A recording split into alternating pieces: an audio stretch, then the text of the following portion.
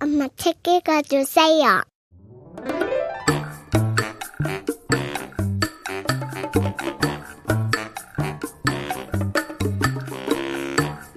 엄마라는 직업이 가진 위대함을 알면서도 언제부턴가 사라져버린 이름 석자가 문득 그리워지던 때, 육아 말고 뭐라도 하고 싶다라는 절실함으로 구글 스타트업 캠퍼스에서 만난 6명의 엄마 창업가들이 있습니다.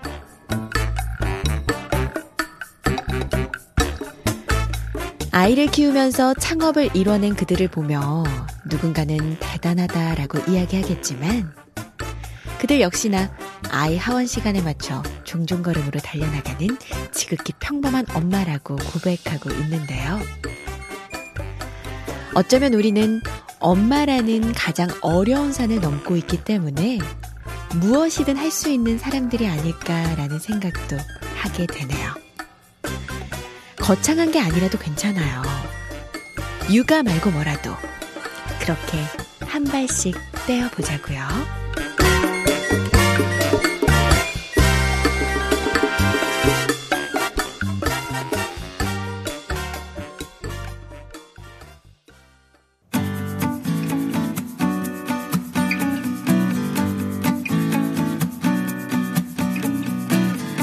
어릴 때부터 화장품에 관심이 많고 유난히 좋아했다는 천연 화장품 율립의 원혜성 대표. 평소 예민한 피부 때문에 립스틱 하나 마음 편히 못 바르던 자신의 경험을 토대로 유해 성분 없는 립스틱을 기획. 립스틱 바른 입술로 딸과 마음껏 뽀뽀를 나눠도 안심할 수 있는 제품을 만드는 것이 첫 번째 목표였다고 합니다. 그렇게 텀블벅에 프로젝트를 올렸고 결과는 성공적. 크라우드 펀딩 2번 연속 성공을 발판으로 삼아 창업자본 없이 율립이라는 브랜드를 탄생시키기까지. 원혜성 대표의 생생한 실전 창업 이야기 지금부터 함께 만나볼게요.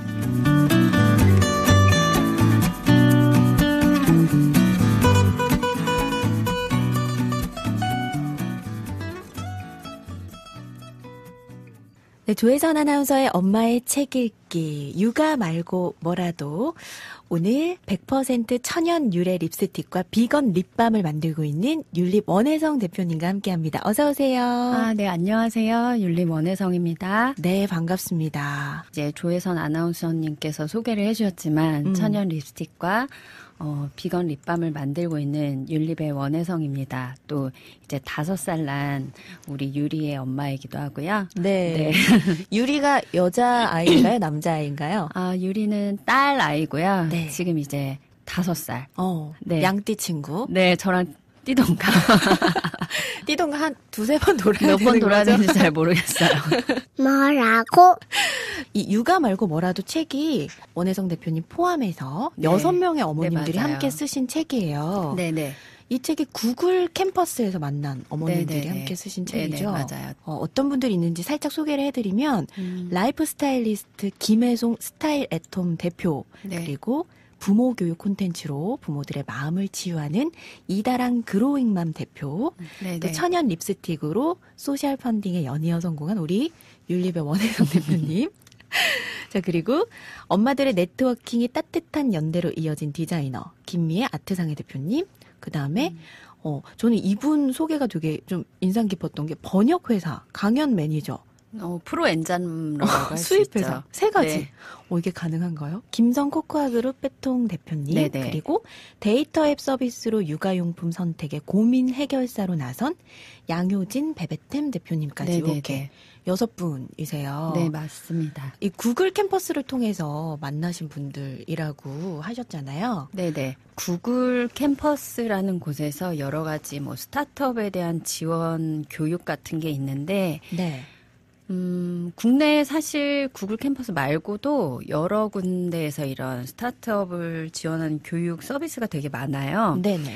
근데 이제 특별하게 엄마를 위한 어떤 스타트업 교육이라 그래서 굉장히 좀 독특할 수 있는 거죠. 그래서 엄마들이 가장 움직이기 편한 시간대에 시터들까지 오셔서 진짜요? 아이를 데려가서 교육을 받을 수 있는 거죠. 그러니까 아이는 시터분들이 네네네. 봐주시고 교육장 앞에 뭐 이렇게 매트 깔아져 있고 장난감 같은 게 있고 시터분들이 한 뭐 여러 분 오셔가지고 네. 아이들을 봐주시는 거예요.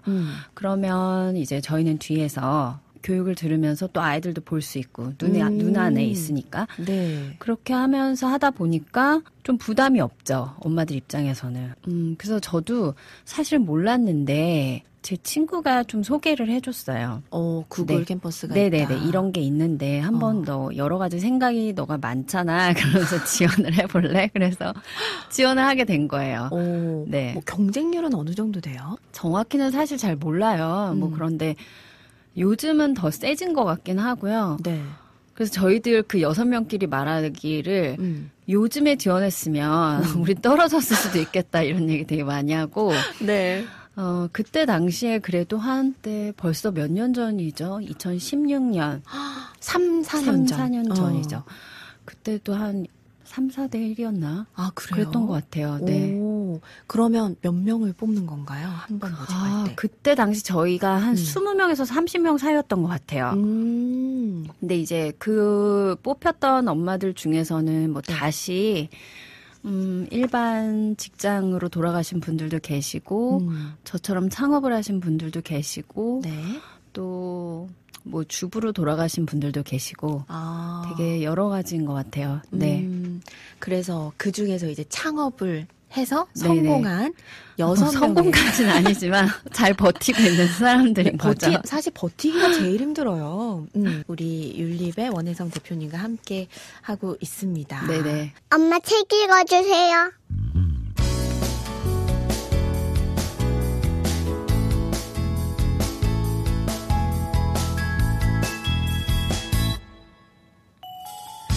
언니 봤어요? 500만 원 넘은 거. 수학이 넘어 후배는 잔뜩 흥분한 목소리였다. 불과 3일 만에 목표 금액 달성. 얼떨떨하면서도 신기했다. 사흘 전 립스틱을 다시 생각하다라는 프로젝트로 텀블벅에 올린 크라우드 펀딩이 성공했다는 소식이었다. 이렇게 내가 창업을 하게 되는 건가? 유해 성분 없는 립스틱을 세상에 내놓겠다는 일념으로 두려움에 떨며 시작한 도전이었다. 펀딩에 성공하면 율립의 대표가 될 기회를 얻지만 그렇지 않을 경우 다시 희망 없는 일상으로 돌아가야 하는 내 인생의 이정표 같은 도전이었다. 그리고 프로젝트 기간인 한 달이 지났을 때 모두 412명의 후원자들로부터 1,754만 7천 원이 모인 것으로 집계됐다. 목표 금액의 무려 350% 달성이었다.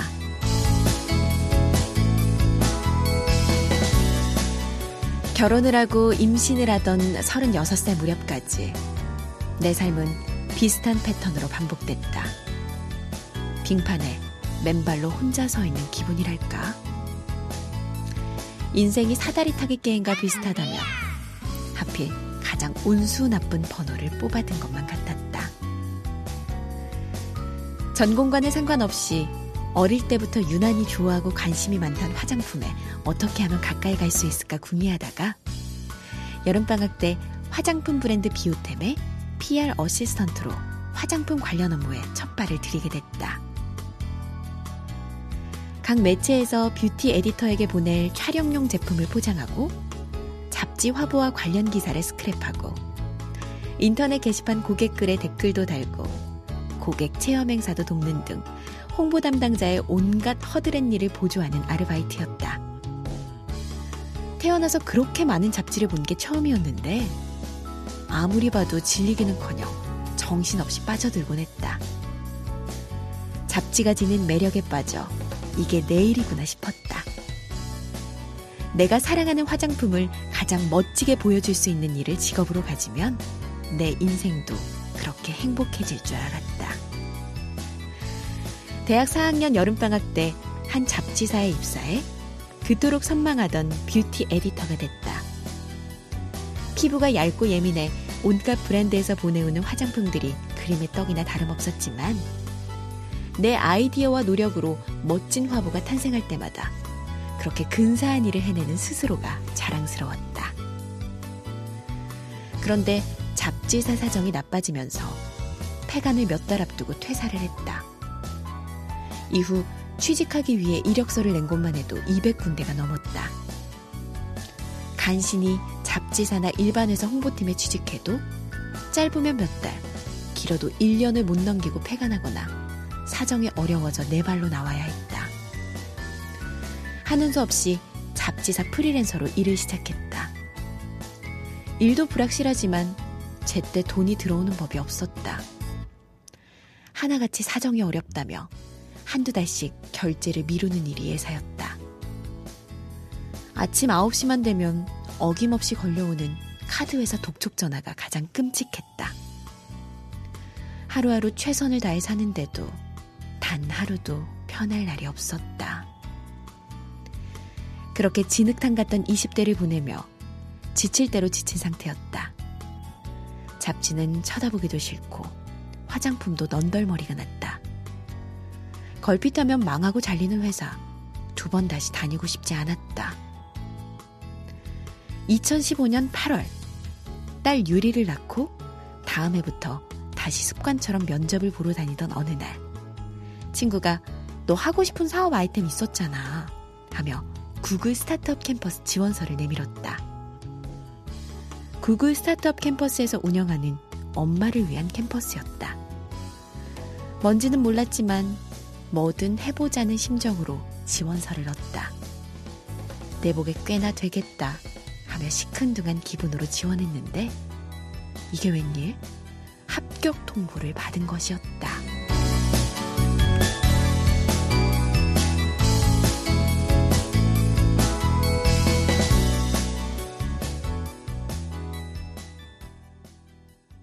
자, 구글 스타트업 캠퍼스를 통해서 이렇게 창업을 하게 됐는데 처음 제출한 사업 아이템이 되게 재밌었어요. 노령층이 SNS에 그 사진을 쉽게 올릴 수 있도록 돕는 앱 개발? 네. 이런 거를 올리셨다고요? 그러니까 계속 뭔가를 하고 싶고 뭔가를 제가 찾긴 했었던 것 같아요. 이렇게 임신을 하고 그러면서 이제 회사를 그만두게 됐고 회사를 다니면서도 뭔가를 해보고 싶다. 나만의 것을 뭔가를 하고 싶다라는 생각을 계속 하면서 이제 뭐가 좋을까라는 생각을 했었어요. 근데 이제 저희 엄마랑 아빠를 보니까 그렇게 산 사진, 꽃 사진 막 이런 거 막 하늘 사진을 찍어가지고 맞아요.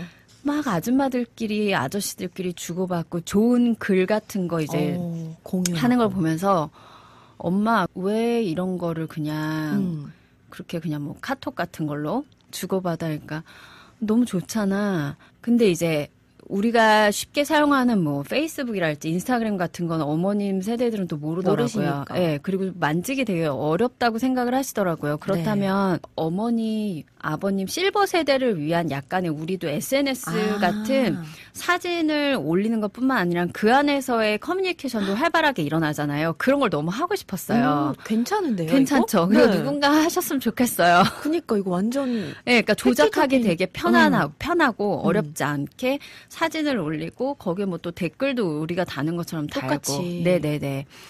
그랬는데 이제 그것을 지원을 해서 붙어서 들어갔는데 이게 아이디어와 현실화는 또 다른 거잖아요. 그렇죠. 이제 공부하고 교육 받으면서 이거 보통 일이 아니겠구나. 그러면서 이거 아닌 것 같다. 바로 포기. 앱 개발이 사실 쉽지 않다고 들었어요. 네, 그리고 제가 그런 개발자 아니니까 그런 게 제가 할 수 없겠다 싶더라고요. 네. 싶겠더라고요. 그래서 그거는 좀 제가 내려놓고 또 근데 또 한 번에 그 스타트업용으로 피버팅이라 그러거든요. 피보팅? 네, 피버팅이 또 있었어요. 그때도 거요? 실버였어요. 네. 이게 되게 실버 쪽이었는데 좀 꽂히셨군요. 네, 그때 그 실버 쪽에 꽂혔던 것 같아요. 그러니까 부모님들이 퇴직을 하고 나서 구인구직을 되게 많이 하시잖아요. 그렇죠. 네, 요즘은 퇴직도 되게 빠르고. 일찍 되고 하면서 그런데 맨날 보시는 게 이런 신문 그런 것만 보시고 그렇다면 우리가 굉장히 잡서치를 많이 하는 사이트들은 경로가 너무 어렵고 힘들어서 거기에 들어가서 구인구직을 못 하시더라고요. 네네. 그래서 이것도 저는 저희 아빠를 보면서 느꼈던 거예요. 이것도 아이디어 좋은데요? 그렇죠. 네. 아이디어는 다 좋아.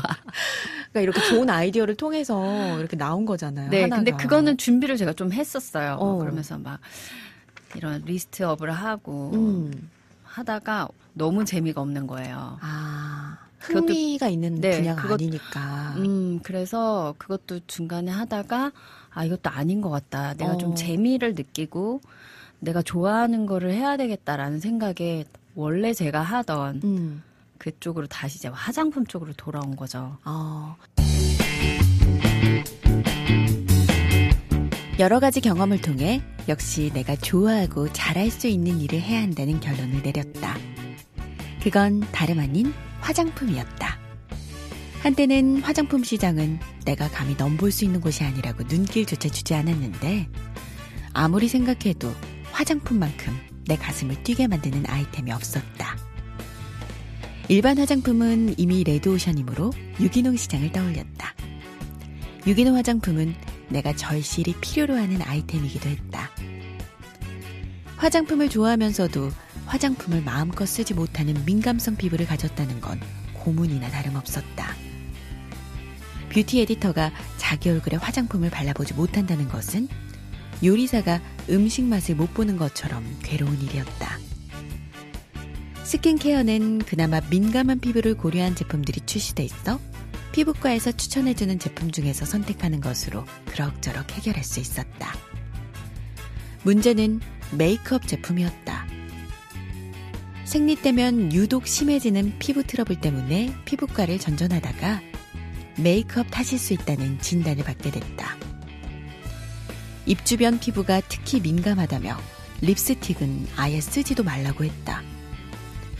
립스틱은 빨아먹는 양도 많지만 입술 피부를 통해 흡수되는 양이 상당하고 잘 지워지지도 않아 몸에 계속 축적된다고도 했다. 화장의 활용점정인 립스틱을 쓰지 말라니 평생 화장하지 말라는 말이냐며 절망하는 내게 피부과 선생님은 가루 블러셔를 물에 개어 발라보라고 했다. 구하기도 어려운 빨간색 블러셔를 간신히 찾아 입술에 발라봤지만 얼마나 금방 지워지던지 2번 다시 바르고 싶지 않았다. 파운데이션, 아이섀도우, 마스카라 같은 종류는 얼마든지 포기할 수 있다. 지금도 스킨케어와 선블록만 사용할 정도로 오래전부터는 메이크업과는 인연을 끊고 산다. 하지만 립스틱만은 포기할 수 없다. 국내에서는 유기농 립스틱을 구하기 어려워 해외 직구로도 사보기도 했는데 우리나라만큼 컬러가 다양하지 않고 내 피부톤에도 맞지 않았다. 국내에서 유행하는 컬러를 구할 수도 없었다.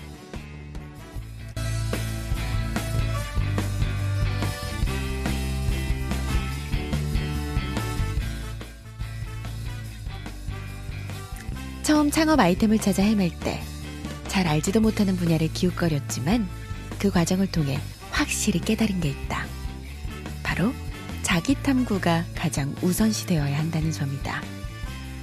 상황이나 분위기에 휩쓸리지 않고 자기가 좋아하는 일을 찾아 오래 지속하려면 자신이 어떤 사람인지, 무엇을 좋아하고 싫어하는지, 강점은 무엇이고 약점은 무엇인지 등을 들여다봐야 한다. 후, 엄마 최고. 화장품 쪽을 원래 하던 거라고 표현하셨는데 네네. 그럼 뭐 화장품 관련 회사나 네, 이런 걸 다니신 원래 건가요? 이제 매거진의 뷰티 에디터로 일을 시작해서 네.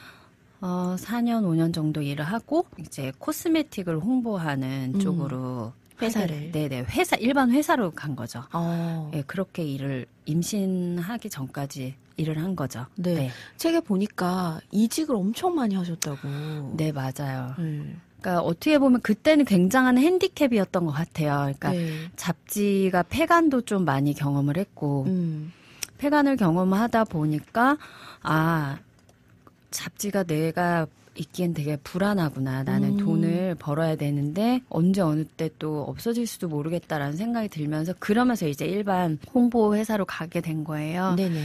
근데 이제 회사로 가게 되면서 클라이언트 베이스로 가게 되니까 클라이언트가 바뀌면 또 다른 쪽으로 뭐 옮기기도 하고 뭐 연봉을 좀 올려볼까 해서 올리기도 하고 뭐 잘리기도 하고 네. 뭐 회사 생활이 쉽진 않았던 것 같아요. 네. 그래서 그때부터 어렴풋이 창업에 대한 뭐 네, 그런 그러니까 게 회사 있었나 생활이 봐요. 쉽지 않으면서 언제 어느 때 내가 이렇게 좌천이 될 수도 있고 나의 의지와 상관없이 좌천되기도 하고 잘릴 수도 있고 그렇죠. 그런 걸 경험하면서 그 되게 불안하더라고요. 네. 방문 판매 이런 것도 하셨어요. 네, 그러니까 그 임신 기간 동안 그러면서 어떻게 보면 저한테는 굉장히 이렇게 명분이 있는 쉼이었던 것 같아요. 내가 좀 쉬고 있어도 집에서도 뭐라고 안 하고 나 자신도 편하고 나 자신도 내 안에서 편안하니까 네네. 그 시간 동안 저를 찾는 과정을 많이 했고 저의 적성 뭐 그런 것들을 막 찾기 시작했어요. 네네. 내가 진짜 좋아하는 건 뭘까? 내가 잘하는 건 뭘까? 그러니까 제2의 사춘기였던 것 같아요. 오, 와. 제2의 사춘기가 오면서 그런 것들을 찾으면서 했는데 제가 영업 관련된 능력이 가장 떨어지더라고요. 그럼 이거를 내가 보완을 해야 되겠다. 뭘 하든 내가 하려면 이걸 좀 올려놔야 되겠다는 생각이 들어서 네네. 그럼 뭘 할 수 있지? 그래서 네트워크 마케팅, 우리가 소위 말하는 뭐 다단계 그런 것도 공부를 오래 했어요. 오, 그래요? 네, 어떠셨어요? 좀 공부를 궁금해요. 하면서 사실 뭐 안 좋은 케이스들도 많지만 뭐 제 친구는 거기서 굉장히 높은 직급이고 건강하게 되게 잘하고 있고 저도 거기에 제품을 쓰고 있고 네네. 애기 엄마들이 뭔가를 개인 사업을 하면서 자기의 시간을 또 아이 때문에 좀 자유롭게 쓰는 게 굉장히 중요하잖아요. 맞아요. 그런 거 하는 데 있어서 저는 되게 괜찮다고 생각해서 공부를 하고 굉장히 오랜 시간을 시간을 가졌어요. 그냥 덮어놓고 들이닥치기는 좀 싫어가지고. 네. 근데 준비를 하다가 보니까 제가 그런 네트워크 마케팅을 할 수 있는 성격이 아니더라고요. 그냥 저의 문제인 거예요. 그 사업의 문제가 아니라 저의 문제고. 그럼 네트워크 마케팅이 아닌 방판은 낫겠다 싶었어요. 방판과 네트워크 마케팅은 좀 다르거든요. 네, 그래서 그러면 화장품 방판을 해보자 해서 방판을 한 6개월 했었죠. 어떠셨어요? 쉽지 실적이- 않더라고요. 쉽지 않고 진짜 쉽지 않고 그러니까 방판이 잘 됐으면 여기 없었겠죠. 그쵸? 아니에요. 아니에요? 그건 아니에요. 제가 방판을 하면서 딱 한 요건 6개월에서 1년 정도만 해보자라는 생각이 원래 있었어요. 네. 근데 방판하면서 많은 경험을 한 게 동네 뭐 미용실, 그리고 사우나. 동네 사우나, 목욕탕 이런 데 가서 영업을 해야 되는 거예요. 네. 여자들이 많은데. 근데 너무 창피하고 속된 뭐 말로 진짜 쪽팔리고 진짜 미용실에는 원래 내가 머리하러 가는 고객이었는데 뭐 전단지 하나라도 그 미용실 벽면에 붙이기 위해서 아쉬운 소리 해야 되고 근데 뭐 다행히 원래 왔던 손님이니까 한번 붙여주시고 네네. 그리고 이제 목욕탕이 가장 핫플레이스예요. 엄마들의. 그리고 그 목욕탕의 매점은 어. 정말 모든 그런 방판 내지는 네트워크 마케팅을 하시는 분들의 요지예요. 다들 거기 앉으셔서 막 계란 까먹고. 맞아요. 목욕탕을 자주 가시는 분들은 거기 매점 아줌마랑 엄청 또 친하잖아요. 근데 다행히 제가 거길 뚫었어요. 진짜. 어떡해요. 진짜 뻘거벗고 저 목욕탕도 잘 안 가는데. 목욕탕 가가지고 아주머니 이러고서 되게 좋은 제품이 있는데 한번 해보시면 어떻겠냐. 그리고 대신 그 아주머니한테는 저의 수익을 다 드렸어요. 아, 진짜요? 네네네. 수익을 다 드렸고 그 아주머니 다 가져가시라. 대신 저 같은 경우에는 많이 주문을 제가 받으면 본사에서 떨어지는 수당이 있으니까 나는 그냥 그것만 하겠다. 근데 제품 하나당 판매에 대한 수수료는 아주머니 다 가져가시라. 네. 근데 아주머니가 진짜 잘 파시더라고요. 그러니까 아주머니가 막 계속 하루에 계속 몇 개씩 계속 주문을 하시고 그래서 전 목욕탕에서 집이 가까우니까 계속 물량을 이제 공급해드리고 네. 근데 이제 목욕탕의 매점을 계속 붙잡고 있으려면 제가 맨날 목욕탕을 가야 돼요. 근데 그러지 못하잖아요. 애도 그때 어렸고. 그러다 이제 못 가기 시작하니까 다른 아주머니한테 뺏겼어요. 그거를. 네. 그 좋은 거를. 네. 그 좋은 자리를 뺏기고, 그리고 이제 그 제품을 이제 뭔가 중국에도 수출을 해보려고 굉장히 노력하고 그러다가, 한 6개월 해봤다, 됐다. 이제 이 정도면 됐다. 네, 됐다. 그만하자. 네, 그리고 그만했죠. 그러니까 이런저런 정말 사실, 어떻게 보면 평범하지 않은 다양한 경험을 하면서 네. 내가 진짜 잘할 수 있는 거, 내가 좋아하는 걸 찾는 시간이었던 것 같아요. 네, 맞아요. 네. 되게 힘들었어요. 그때 왜냐면 보이지가 않았거든요. 내가 맞아요. 좋아하는 게 뭔지. 사실은 내가 좋아하는 게 뭔지는 정말 10대 때 사춘기 때 찾아야 되는 건데 못 찾아요. 저도 못 찾죠. 전 지금도 잘 대한민국의 모르겠는데. 모든 10대가 그걸 찾을 수는 없어요. 그때 찾으면 굉장히 빠른 거고. 네, 공부하느라 바쁘고 맞아요. 그냥 그때는 그냥 부모님이 시키는 대로 하는 거밖에 몰랐고 그리고 20대가 되면 찾을 수 있냐 그것도 아닌 거죠. 20대는 더 혼란스럽죠. 네, 사실. 그냥 이제 직장에 가면 직장에서 일을 해야 됐던 거고 대학교 졸업하고 네. 계속 근데 그러면서도 퀘션 마크는 늘 있었어요. 나는 이걸 왜 하는 거지? 내가 정말 좋아하는 건가? 뭐 이런 고민들은 늘 있었던 것 같아요. 진짜요? 네, 늘 고민했고. 그러니까 지금 이렇게 웃으면서 얘기할 수 있는데 돌아보니까 네. 그때 만약에 내가 너무 잘 풀렸어. 20대와 30대 초반이 너무 잘 풀렸으면 그런 고민 안 했을 것 같아요. 그렇죠. 네, 그냥 되게 잘 어떻게 되니까. 보면 평범하게 계속 쭉쭉. 네네. 근데 뭔가 계속 꼬이고 한 번씩 브레이크가 계속 걸리니까 브레이크가 걸릴 때마다 생각하는 거죠. 괴로웠고 임신 기간 동안 내가 나 자신을 찾는 과정도 괴로웠어요. 내가 나이가 몇인데 지금 내가 이걸 찾아야 되나. 근데 사실 저는 그 고민은 죽을 때까지 하는 것 같아요. 되게 모든 편안했으면 사람들이. 좋겠는데 왜 이 고민을 내가 여태 하고 앉아있는 거지? 뭐 이런 거 있잖아요. 근데 그냥 안주하면 고민도 안 해요. 그러니까 뭔가를 이제 깨치고 나가기 위해서 그런 시간이 있었던 것 같은데 그렇게 해서 결국에는 이제 화장품으로 돌아왔단 말이에요. 네. 근데 화장품 중에서도 유기농 화장품. 네네네. 네. 일단 저라는 사람 자체가 피부가 너무 예민해요. 귀걸이나 금속 알러지 너무 심하고 네네. 그 원래 알러지가 심한 피부가 직장 생활에서 스트레스를 너무 받으니까 얼굴이 한번 다 뒤집어지기 시작했고 그러면서 이제 피부과를 다녔는데 알러지 테스트를 다 했더니 제가 강성으로 나온 게 파라벤 알러지 강강성, 니켈 알러지, 청색 염료 알러지 이런 것들 그러니까 각종 알러지가 되게 많이 뭐 먼지 피부과에서는 인쇄 같은 쪽 일은 절대 하면 안 된다 그러더라고요. 근데 내가 홍보하고 그런데 저 그런 거 맨날 봐야 된대. 그러니까 안 된다고. 피부에 너무 안 좋고 청바지도 진짜요? 입지 말라 그러고. 어머. 그래서 화장품 다 끊고 그냥 피부과에서 정해지는 정말 순한 애기들이 쓸만한 것만 바른 거를 3년을 했어요. 립스틱도 바르지 말라 그러고. 진짜요? 네, 그러니까 입술 주변에 제가 뾰루지를 달고 살았어요. 그러면 보통 여자들은 그거 낫게 하기 위해서 피부과 가서 주사 맞잖아요. 그쵸. 그걸 한 달에 생리 주기에 따라서 맨날 맞는데 그것도 너무 힘들고 그래서 그런 것들을 얘기를 했더니 물론 여자들이 생리 주기에 따라서도 그럴 수 있지만 립스틱의 영향도 무시하지 못한다 그러시더라고요. 그래서 다 끊으라 그러고 립스틱을 무슨 약간 예전에 여성들이 이렇게 연지바르는 가루 같은 거 있잖아요. 그거를 조금씩 물에 개서 바르라고 했어요. 물에 개서 바르라 해가지고.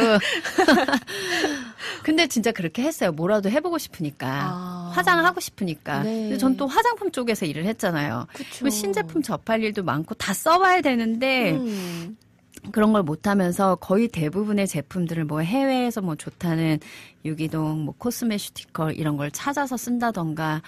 근데 이제 메이크업은 정말 찾기가 쉽지가 않더라고요. 그러니까 기초는 저도 네. 그 천연 뭐가 화장품이 많잖아요. 많은 걸로 알고 있는데 네네.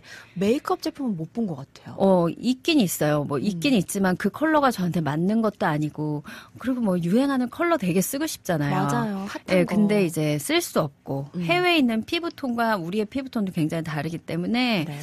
그러면서 이제 제가 쓰고 싶어서 제가 필요하니까 한 거예요. 그러니까 피부 너무 예민하니까. 그러면서 근데 이제 그런 것들로 이렇게 그러면 내가 원하고 내가 좋아하는 것을 해야 되겠다는 생각을 이제 국햄에서 교육이 끝나기 전에 좀 제 안에 마음에 자리가 잡히면서 네. 엄마 지금 창업가들한테 물어봤어요. 이런 것들이 여러분들 혹시 필요하냐고 나만 그런 거냐고 나는 피부가 너무 예민하니까 여러분들은 어떠시냐고 그랬더니 너무 필요하다. 그러니까 다들 뭐 아이섀도우도 눈이 떨려서 못 바른다. 마스카라는 막 눈이 토끼 눈처럼 빨개진다. 이래서 그런 게 있으면 너무 좋을 것 같다. 뭐 립스틱만 하지 말고 뭐 눈도 하고 다 뭐 필요하겠구나. 네. 그렇게 하면서 이제 준비를 하기 시작한 거예요.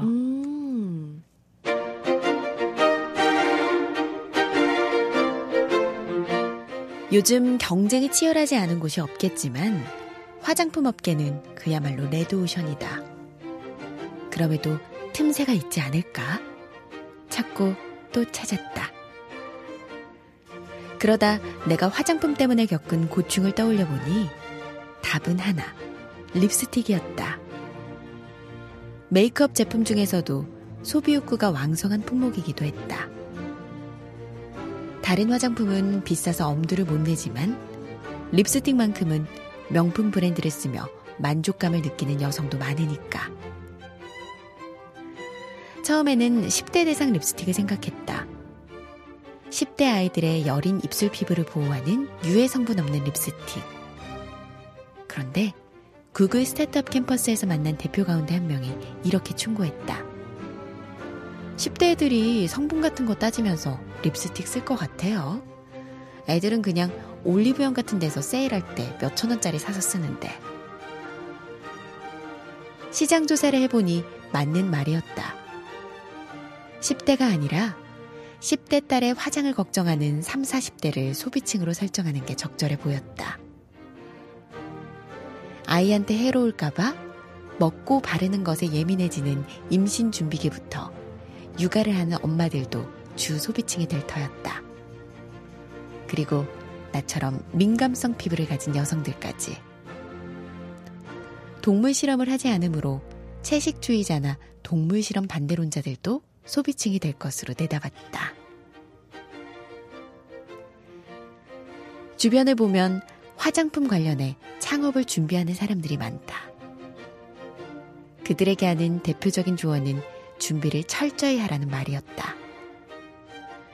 누구에게 팔 것인지, 어떻게 알릴 것인지를 충분히 고민하고 대책을 세우지 않으면 꽃을 피우기도 전에 망하는 경우가 많다는 것이다. 충분히 시장 조사를 한 뒤 소비층을 설정하고 나니 뭔가 창업이 손에 잡히는 느낌이었다. 이제 브랜드 네임을 정해야 할 때가 왔다. 브랜드 네이밍은 소비자가 제품을 이해하고 판단하는 첫 번째 기준이 되는 요소라 간단히 정할 수 있는 문제가 아니다.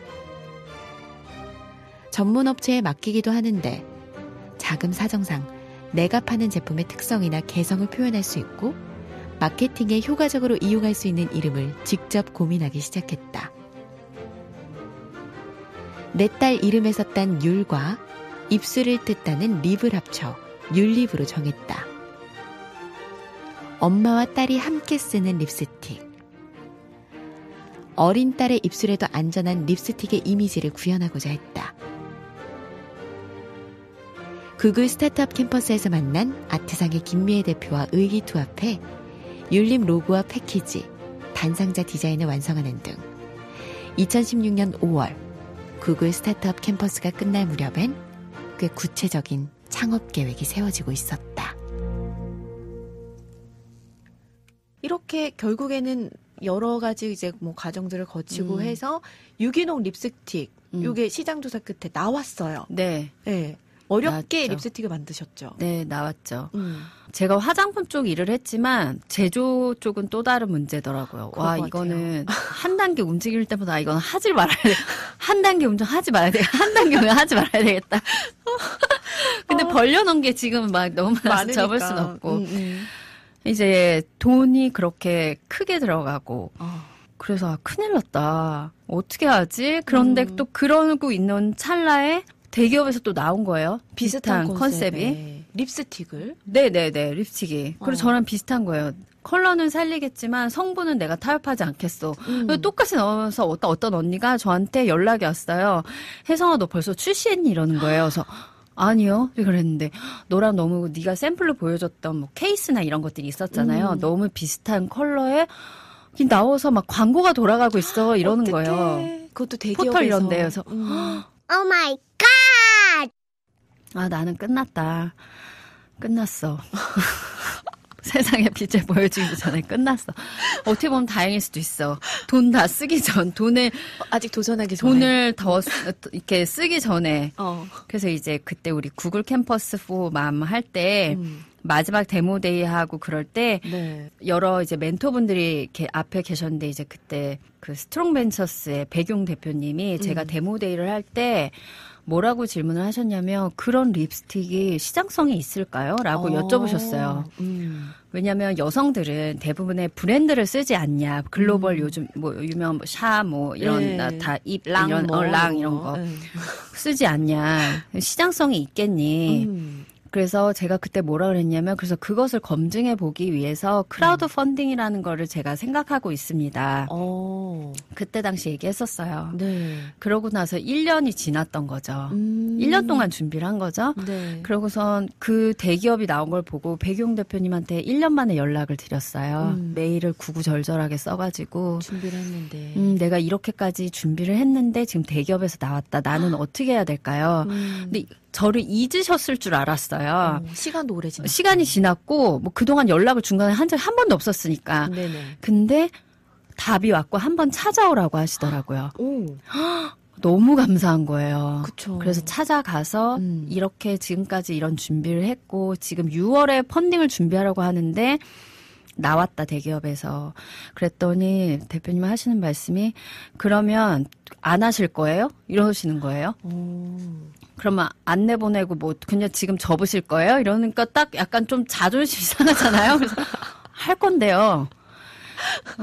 그러면 6월에 펀딩을 올려보고 펀딩이 실패하면 시장성이 그때 얘기했던 것처럼 시장성이 없다고 생각을 하고 그때 접어도 큰 돈이 들지 않으니까 그때 접자.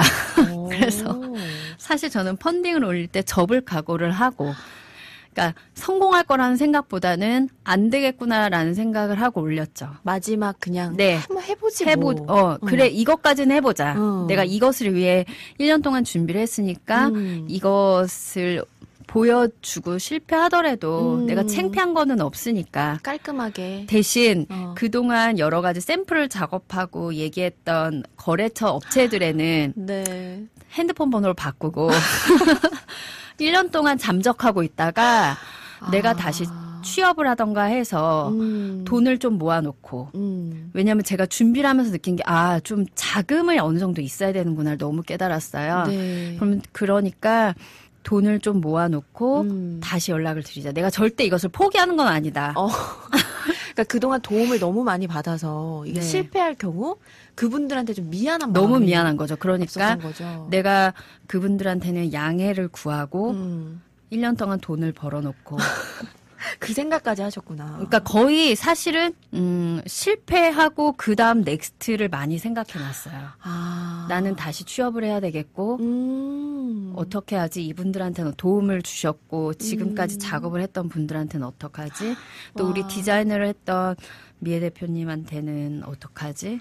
근데 미애 대표님이랑은 너무 친하기도 하니까 그냥 미안해하고 한번 밥 사줘야 되겠다 뭐 이러고 진짜 될 거라고 생각을 안 하셨군요. 될 거를 기대를 안 했죠. 생각 안 했고 오히려 안 될 가능성을 더 많이 염두에 뒀죠. 네. 네. 근데 결과적으로는 크라우드 펀딩이 3일 만에 했어요. 목표 금액이 성공을 했죠. 네. 근데 목표 금액도 그래서 원래는 1,000만 원으로 시작을 1,000만 원인데 보통 대부분 그렇게 하는 데는 거의 없어요. 100만 원부터 시작을 해요. 작게. 네, 그래서 퍼센테이지를 좀 올리고 그래야 성공 확률이 높으니까요. 네. 근데 제가 1,000만 원으로 처음에 해서 그 텀블벅의 심사를 받아야 되니까 올렸더니 보통 이렇게 1,000만 원 목표 금액 하는 사람 거의 없고 이렇게 하실 거면 2달을 걸어놓고 하시라는 거예요. 길게. 근데 그거 2달 동안을 제가 볼 자신도 없고 너무 지칠 지치죠. 것 같고 네. 그냥 그럼 알겠습니다 하고 반 뚝 잘라서 500으로 올린 거예요.